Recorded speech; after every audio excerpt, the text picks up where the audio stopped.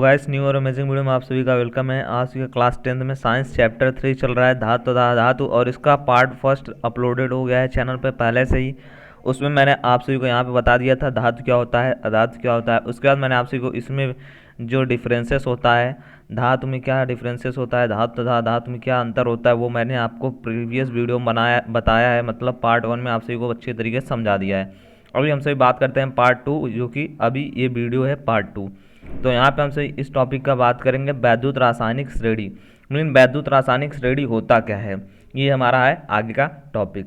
तो part first को भी आपसे देख लीजिएगा, पार्ट 2 ये चल रहा है।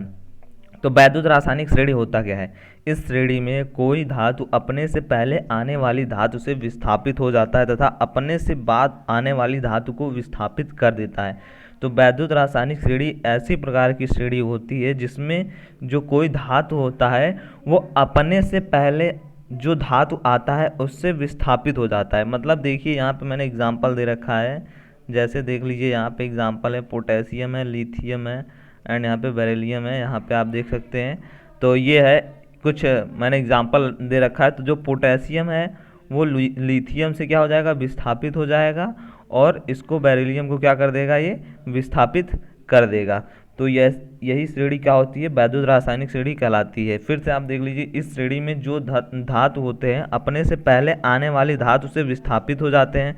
मतलब अपने से पहले आने वाली धातु से विस्थापित हो जाते हैं तथा अपने के बाद जो मतलब इनके बाद जो धातु आता है उनको ये विस्थापित कर देते हैं। तो ऐसी श्रेणी को वैद्युत रासायनिक श्रेणी कहते हैं। ठीक है, तो अच्छे तरीके से आप सभी को क्लियर हो गया होगा। ये वैद्युत रासायनिक श्रेणी का मैंने आप सभी को कुछ यहाँ पे एग्जांपल बता रखा है, जो कि तत्व हैं। यहाँ पे जो पोटेशियम है वो यहाँ पे लिथियम से क्या हो जा रहा है, विस्थापित हो जा रहा है, लेकिन बेरिलियम को विस्थापित कर दे रहा है। ठीक है, तो ये यहाँ पे एग्जाम्पल था। अब बात करते हैं धातु कर्म का सामान्य परिचय। यहाँ पे इस चैप्टर का ये नेक्स्ट टॉपिक है। धातु कर्म मीन धातु जो हम सभी को मिलता है उसको जो हम सभी शोधन करते हैं, तो उसमें हम सभी क्या क्या शोधन करते हैं। तो सबसे पहले इसमें हम सभी को पढ़ना है खनिज। मीन खनिज होता क्या है। तो खनिज क्या होता है, खनिज पृथ्वी की ऊपरी सतह पर पाया जाता है तथा इसमें बहुत सी अशुद्धियाँ होती हैं। मतलब यह पूरी तरह से अशुद्ध रहता है। खनिज होता क्या है, खनिज वह होता है, पहली बात तो खनिज जो होता है वो पृथ्वी के ऊपरी सतह पर पाया जाता है। पृथ्वी के ऊपरी सतह पर यह पाया जाता है और इसमें बहुत सारी क्या होती हैं, अशुद्धियाँ होती हैं।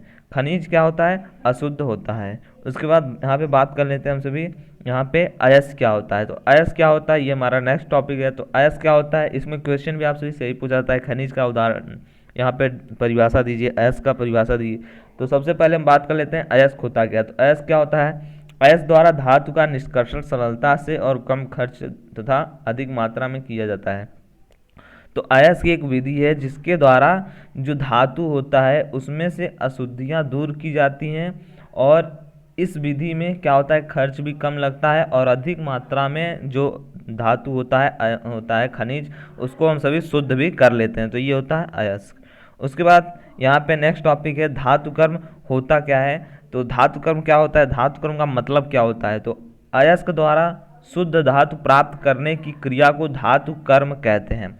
मतलब धातु कर्म होता क्या है, कोई भी अयस्क है, अयस्क द्वारा हम सभी जब शुद्ध उसमें से जो धातु होता है उसको हम सभी अलग कर देते हैं। तो इसको हम सभी कई चरणों में कई विधि द्वारा अलग करते हैं। यही जो पूरी प्रक्रिया होती है उसी को ही धातु कर्म कहते हैं। जैसे यहाँ पे देखिए, यहाँ पे धातु कर्म जो होता है वो 5 चरणों में संपन्न होता है। मतलब कोई भी अयस्क का जब हम सभी धातु उसको अशुद्धियों को दूर करते हैं तो उसको हम सिर्फ कैसे करते हैं, 5 विधि में करते हैं। जैसे पीसे अयस्क का सांद्रण, निस्तापन, भर्जन, प्रगलन और धातु का शोधन।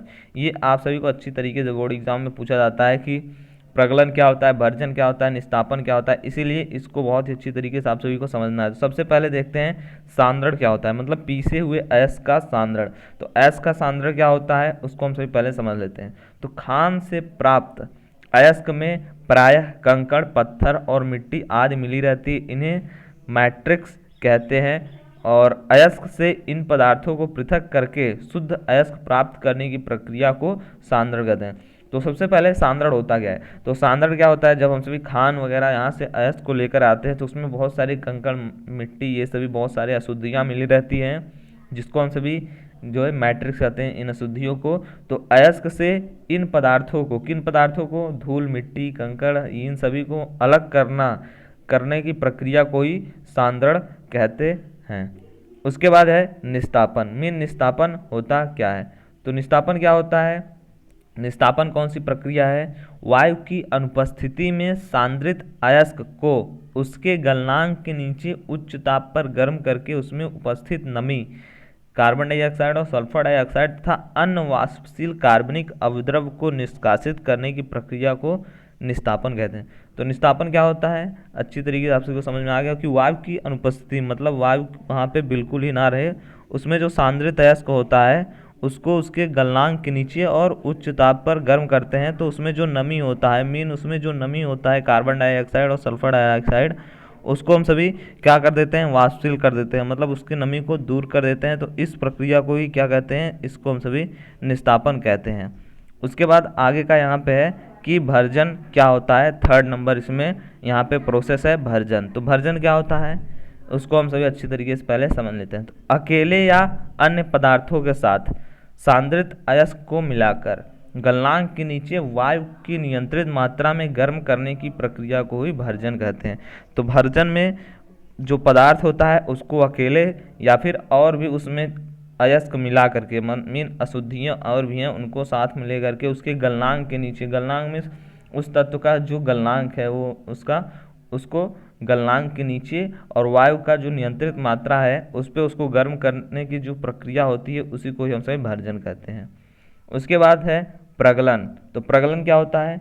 भर्जन व निस्तापन जब ये प्रोसेस होता है तो उसके बाद जो अशुद्धियाँ बचती हैं उसको दूर करने के लिए प्रगलन विधि का उपयोग करते हैं।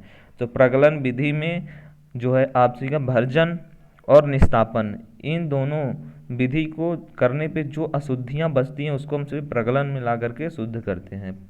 उसके बाद है आगे धातु का शोधन। ये है लास्ट प्रोसेस यहाँ पे अशुद्धि दूर करने का। तो निष्कर्षण से प्राप्त धातु में सामान्यतः अन्य धातुएं अथवा अधातुओं की अशुद्धियाँ उपस्थित होती है। इनको हटाकर शुद्ध धातु प्राप्त करने की प्रक्रिया को ही शोधन कहते हैं। तो शोधन क्या होता है? सिंपल है, आप सभी को अच्छी तरीके से समझ में आ गया होगा। शोधन मीन्स किसी भी चीज़ का शोध करना, मतलब उसको अच्छी तरीके से बनाना। तो इन सभी प्रक्रिया के बाद भी अगर बच जाता है अशुद्धि तो उसको हम सभी क्या, उसको ये धातु का शोधन प्रोसेस में क्या होता है उसको हटाया जाता है, मीन निकाल दिया जाता है और शुद्ध धातु प्राप्त कर लिया जाता है। इसी प्रक्रिया को ही क्या कहते हैं? शोधन कहते हैं। ठीक है, अब यहाँ पे जो आगे का ये 2 हेडिंग बचा हुआ है, ये लास्ट टॉपिक है आप सभी का इस चैप्टर में, धातु तथा अधातु। उसके बाद इस चैप्टर के जो इम्पोर्टेंट क्वेश्चन आंसर हैं वो आपको नेक्स्ट मीन टुमारो अपलोडेड हो जाएंगे। तो संक्षारण क्या होता है? संक्षारण नाम से इसका आप सभी को क्लियर है और आप सभी अच्छी तरीके से इसको थोड़ा बहुत जानते होंगे। संक्षारण होता क्या है? संक्षारण मीन्स किसी भी चीज़ का क्षरण होना, नाम से ही क्लियर हो रहा है। क्षरण होना मीन्स खराब होना। तो संक्षारण क्या होता है? धातु को खराब या फिर नष्ट होने से बचाने के लिए तेल लगाकर, ग्रीस लगाकर, परत चढ़ाकर मिश्र धातु बनाकर उसे नष्ट होने से बचाया जाता है। इसे ही संक्षारण कहते हैं। मतलब देखो, क्षरण होना, संक्षारण, क्षरण होने से बचाने की जो प्रक्रिया होती है उसी को ही संक्षारण कहते हैं। मतलब सिंपल लैंग्वेज में यही है कि अगर कोई भी धातु है उसमें क्षरण हो रहा है, मीन खराब हो रहा है, तो उसको हम सभी जो है उसमें पेंट करके उसको और उसके बाद उसमें ग्रीस लगाकर और परत चढ़ा करके उसको हम सभी ऐसे क्षरण होने से मीन खराब होने से बचाते हैं और इसी प्रक्रिया को ही क्या कहते हैं? हम सभी संक्षारण कहते हैं। ठीक है, तो संक्षारण भी अच्छी तरीके से समझ में आ गया होगा। उसके बाद आगे है आपका टॉपिक उपयोग। तो इसका उपयोग कहाँ पे करते हैं? देखिए इसका उपयोग कैसे करते हैं। तांबे एवं जस्ते मीन कॉपर और जिंक की मिश्र धातु, पीतल तथा तांबे एवं टीन मीन कॉपर एवं टीन की मिश्र धातु, कांसा विद्युत के कुचालक हैं।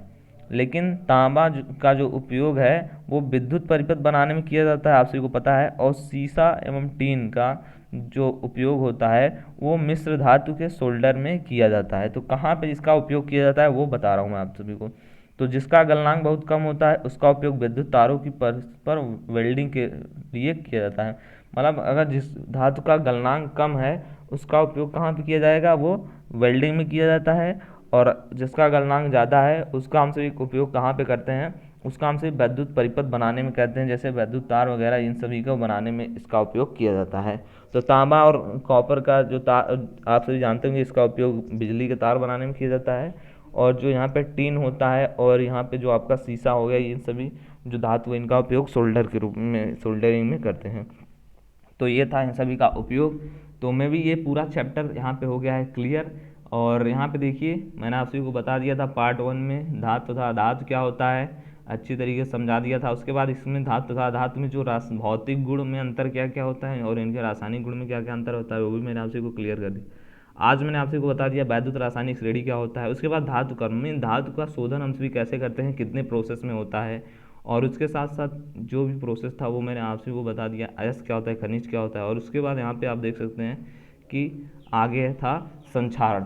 तो संक्षारण और उपयोग, संक्षारण और उपयोग, इसका दो ये लास्ट टॉपिक था। तो पूरा टॉपिक इस चैप्टर का हो गया है कंप्लीट। बाकी इसका जो इम्पोर्टेंट क्वेश्चन आंसर है उसका वीडियो आप सभी को कल मिल जाएगा, और बाकी डेली वीडियो आप सभी के लिए यहाँ पे मिलता रहेगा। पहले कुछ सब्जेक्ट क्लियर हो जाएंगे। तो वीडियो अच्छा लगा है तो लाइक करिए, अपने दोस्तों के साथ शेयर करिए, और चैनल पर फर्स्ट टाइम विजिट किया है तो आगे की वीडियो आप सभी से मिस ना हो, नोटिफिकेशन पहुंच जाए, इसके लिए चैनल को सब्सक्राइब जरूर से कर लीजिए। मिलते हैं आपसे नेक्स्ट वीडियो में, तब तक के लिए सभी को thanks for watching this video.